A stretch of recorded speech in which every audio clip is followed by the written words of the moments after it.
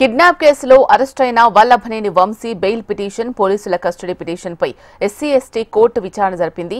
Vamsi bail పిటిషన్పై పోలీసులకు నోటీసులు జారీ చేసింది కోర్టు. కౌంటర్ దాఖలు చేయాలని ఆదేశాలిచ్చింది. మరోవైపు కస్టడీ పిటిషన్పై కౌంటర్ దాఖలు చేయాలని వంశీ లాయర్లకు కూడా కోర్టు ఆదేశాలిచ్చింది. దీనికి సంబంధించి పూర్తి సమాచారం మా ప్రతినిధి రాజేష్ అందిస్తారు. రాజేష్, చెప్పండి, కోర్టు ఎటువంటి ఆదేశాలు జారీ చేసింది?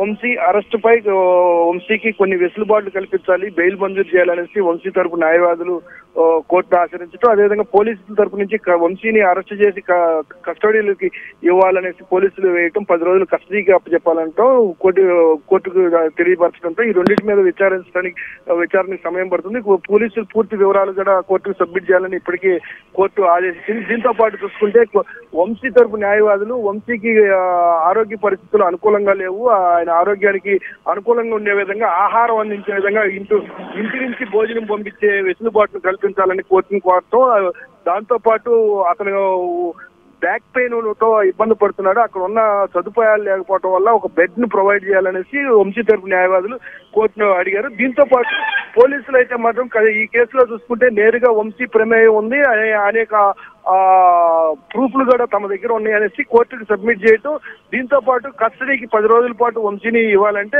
కోర్టు ఈ 2 అంశాల మీద వారం రోజుల పాటు పూర్తి నివేదికను ఇవ్వాలి. పూర్తి నివేదిక తర్వాత తుది నిర్ణయం తెలిసే అవకాశం కనపడుతుంది. రైట్. Thank you Rajesh.